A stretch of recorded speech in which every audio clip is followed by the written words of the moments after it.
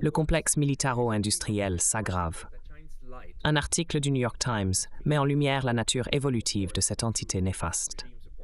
Cependant, fidèle à sa mission de soutien au régime, le New York Times ne critique pas cette entité, mais admire plutôt la manière dont elle collabore désormais avec des startups cool, branchées et jeunes. Examinons cela. Le titre de l'article est « Nouveau tour de passe-passe sur la porte tournante ». Des responsables du Pentagone devenus capitalistes de risque. Il cite fièrement M. Mark T. Spur, l'ancien secrétaire à la Défense, qui a rejoint une société de capital risque qui investit dans des startups militaires. On peut dire que les personnes impliquées sont satisfaites de leur travail. Par exemple, il y a une photo de l'ancien secrétaire à la Défense prenant une pose très cool devant du matériel militaire, comme un char, tout en montrant sa montre Apple, essayant de paraître branché.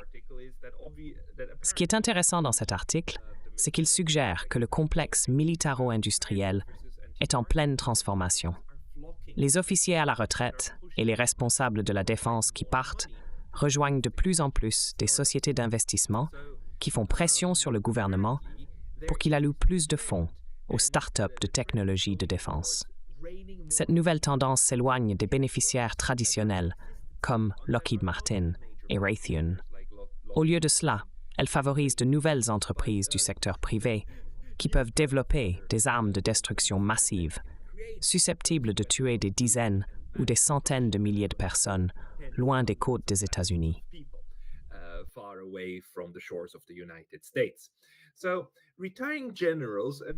Les généraux à la retraite et les anciens hauts responsables du Pentagone avaient pour habitude de rejoindre régulièrement de grands fabricants d'armes établis comme Lockheed Martin et Boeing.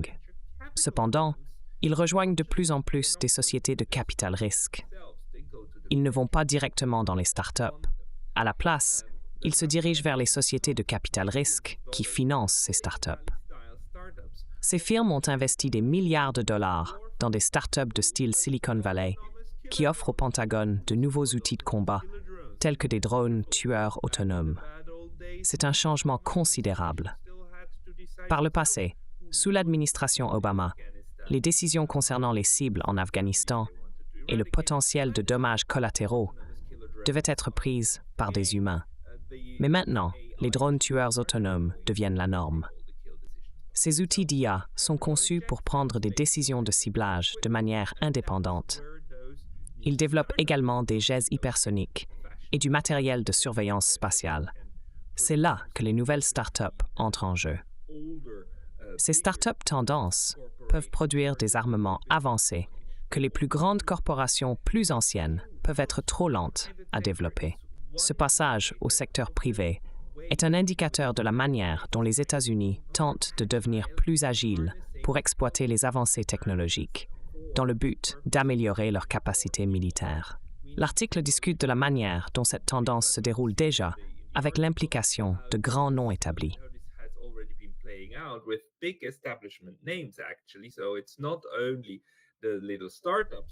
Il ne s'agit pas seulement des petites startups et du gouvernement ici. Les grandes technologies et leurs influenceurs obtiennent également leur part du gâteau.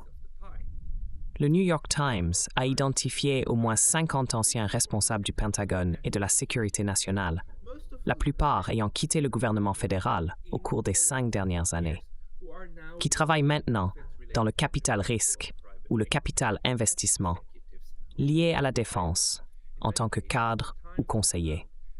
Le Times a confirmé que nombre de ces individus interagissent régulièrement avec des responsables du Pentagone ou des membres du Congrès pour plaider en faveur de changements de politique ou d'une augmentation des dépenses militaires qui pourraient bénéficier aux entreprises dans lesquelles ils ont des participations. Cette situation reflète un récit familier.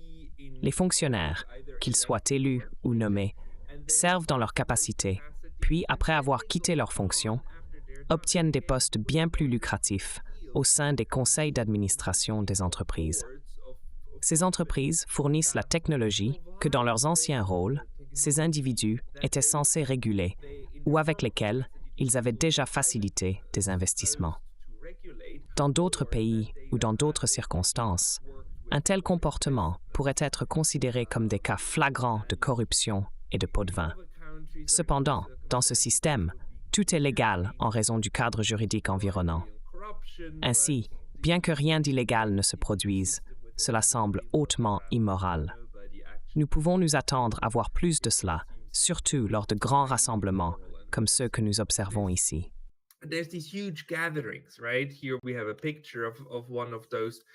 Nous avons une image de l'un de ces événements où des hauts fonctionnaires, y compris l'actuel secrétaire à la Défense, Lloyd Austin, rencontrent les grands noms de l'industrie de la défense et les jeunes pousses.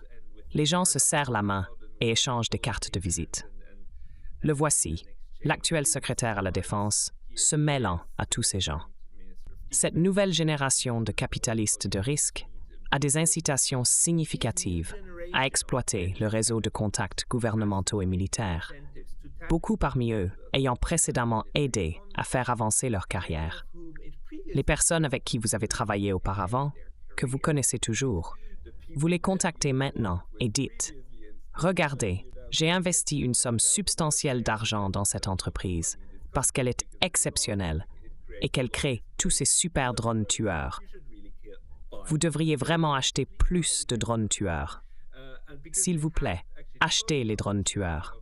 Et parce qu'ils ont les numéros de téléphone de ces personnes, ces anciens fonctionnaires deviennent très précieux pour les firmes de capital risque.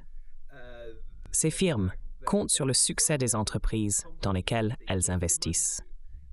Elles fournissent beaucoup d'argent d'amorçage et espèrent ensuite qu'une ou deux des entreprises réussissent en grand et leur rapportent 100 fois ou même 1000 fois leur investissement.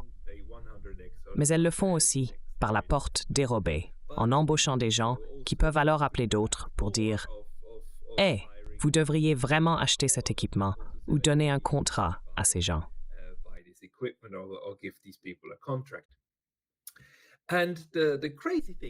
La chose incroyable à ce sujet est la manière dont c'est présenté, du moins dans l'article. Il y a quelques années, si vous étiez un ancien secrétaire à la Défense, vous auriez pu devenir le vice-président exécutif chez Lockheed Martin, ce qui n'était pas considéré comme très excitant. À l'époque, rejoindre le conseil d'administration de Lockheed Martin était le chemin typique, mais cela n'est plus perçu comme attrayant. Maintenant, le charme à Washington et dans la Silicon Valley a changé. Un capital risqueur pourrait vous approcher, offrant de vous payer le double, de vous donner une part dans les profits à travers les intérêts portés, et de fournir des opportunités de fréquenter les PDG des entreprises dans lesquelles ils investissent. Cela est devenu beaucoup plus séduisant. Ainsi, il semble que la question maintenant est de savoir ce qui est considéré comme « sexy ». Comment interagissez-vous avec le complexe militaro-industriel? Faites-vous partie du groupe Tendance? Ou suivez-vous l'ancienne méthode en rejoignant des conseils d'administration d'entreprise? C'est drôle parce que ce n'est pas un secret. C'est simplement la façon dont le système fonctionne. L'idée que les affaires et le gouvernement sont séparés l'un de l'autre est une fantaisie. Particulièrement dans les affaires de sécurité nationale, le gouvernement américain et les entreprises privées sont entrelacés.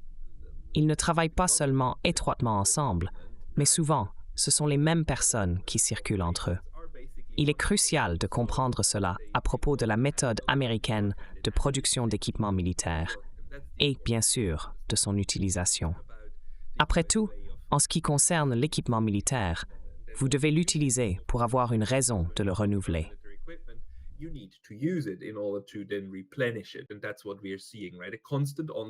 Nous assistons à un assaut constant de guerres qui sont créés à travers le monde pour utiliser l'équipement produit par l'industrie de la défense.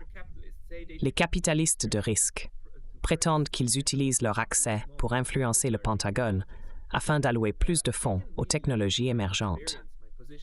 Je peux tirer parti de mon expérience, de ma position, de ma voix, pour aider à accélérer l'adoption de l'innovation, déclare l'ancien secrétaire à la Défense Mark Esper, qui décrit cela comme accélérant l'innovation plutôt que de reconnaître le potentiel de mort et de destruction. Essentiellement, il dit qu'il apportera plus de morts à plus de gens de manière plus innovante. Il semble que cela soit devenu plus à la mode de le faire à travers des startups parce qu'elles sont plus agiles. Le complexe militaro-industriel congressionnel est tout à fait à l'aise avec sa part de marché et opère au sein d'un système préétabli que certains soutiennent devoir être perturbé pour favoriser l'innovation dans la guerre. Le cadrage est en effet remarquable. Au cours des 4 dernières années, au moins 125 milliards de dollars américains de capital risque ont été investis dans des startups de technologie de défense. Cet argent ne vient pas du Pentagone, mais du secteur privé. Ces startups recrutent ensuite des responsables gouvernementaux pour persuader leurs anciens collègues d'acheter les produits qu'ils produisent désormais, générant ainsi des retours sur investissement pour les investisseurs.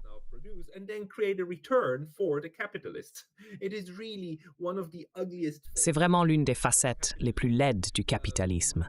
L'industrie de la défense, qui reçoit 125 milliards de dollars pour créer plus d'argent à travers la mort et la destruction dans le monde. Ce n'est pas seulement le gouvernement américain qui utilise les armes américaines. Le monde entier le fait.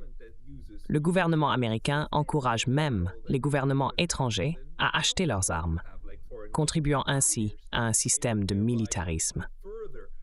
Ces bombes et drones tueurs, développés grâce au financement des capitalistes de risque, vont tuer de nombreuses personnes au Moyen-Orient et dans le monde, pas seulement par le gouvernement américain, mais aussi par d'autres. C'est un système absolument fantastique, en parlant sarcastiquement. Cependant, jusqu'à présent, le secteur de la technologie de défense n'a connu que quelques succès retentissants. Parmi eux, Palantir, qui fabrique des logiciels d'intelligence artificielle.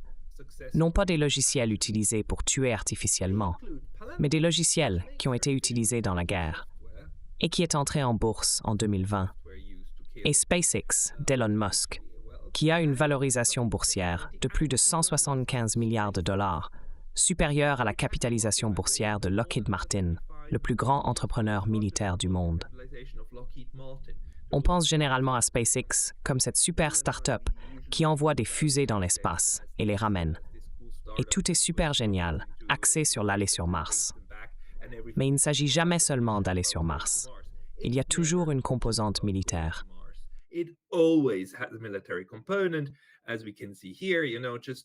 En septembre, il y a tout juste 3 mois, SpaceX a remporté son premier contrat avec le Pentagone pour Starshield, un réseau satellite conçu pour un usage militaire. Le Pentagone a attribué à SpaceX d'Elon Musk ce contrat initial pour Starshield. Un porte-parole de la Space Force a confirmé que le 1er septembre, SpaceX s'est vu attribuer un contrat d'1 an pour Starshield d'une valeur maximale de 70 millions de dollars américains, ce qui est encore assez modeste. Le Pentagone, déjà un acheteur significatif des services de lancement de fusées de l'entreprise, avait montré un intérêt croissant pour les capacités d'Internet par satellite de Starlink. Il est clair que les technologies développées par SpaceX, ayant des applications militaires potentielles, seront finalement utilisées par l'armée. Souvent, l'utilisation militaire est priorisée. Et ce n'est que plus tard que ces technologies sont adaptées à des fins commerciales, non militaires. SpaceX et Elon Musk fournissent déjà à la défense, et soyons honnêtes, des équipements offensifs qui soutiennent les capacités de guerre du Pentagone. C'est là qu'une nouvelle génération de capitalistes de risque bien connectés entre en scène. Ils fournissent le financement nécessaire à ces startups, arrosant un groupe de personnes avec les ressources pour faire un travail vraiment innovant et mener des expériences, bien que pour ceux qui prônent la guerre. Plus d'une douzaine de ces startups sont soutenues par des groupes de réflexion et d'autres organisations à but non lucratif qui reçoivent des financements de groupes de capital risque.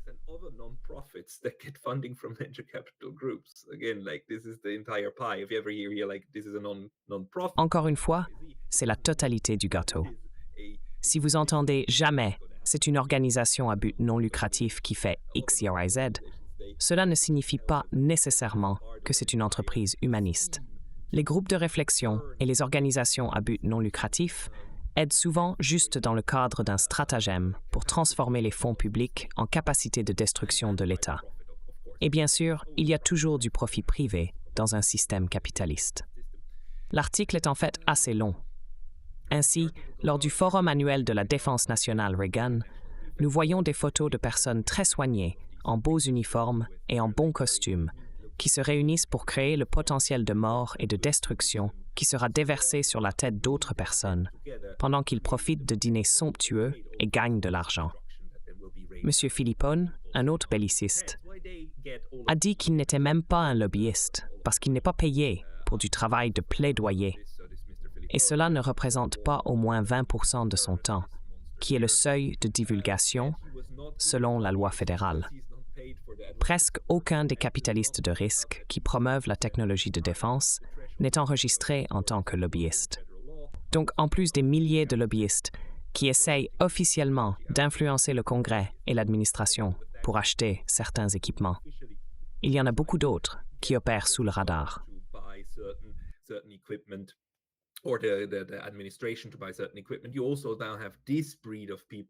Vous avez maintenant cette race de personnes qui ne travaillent pas principalement avec des politiciens, mais avec le secteur technologique et la grande finance. Ils créent des véhicules pour financer de nouvelles entreprises qui produisent des produits mortels, qui seront finalement achetés par le gouvernement américain. Nick Sinay, un ancien officiel de la Maison-Blanche à l'époque d'Obama, oui, le même Obama qui a remporté un prix Nobel de la paix, cet officiel, qui est maintenant capital risqueur chez Insight Partners, s'est rendu au Moyen-Orient le printemps dernier. Il a rencontré le général Michael E. Kurilla, qui supervise les opérations du commandement central du Pentagone dans la région, pour suggérer des moyens d'améliorer l'équipement militaire actuellement utilisé. Ces personnes sont même fières du fait qu'elles tentent d'augmenter la capacité destructrice de cet équipement à l'échelle mondiale. C'est absolument grotesque et bizarre. Le monde des startups devient fermement intégré dans le système par la voie du capital risque. Le Silicon Valley Defense Group, une autre de ces institutions, a envoyé des lettres aux membres du Congrès les exhortant à investir $1 milliard l'année prochaine dans l'unité d'innovation de la défense. Cette unité distribue une grande part de ses fonds aux startups technologiques.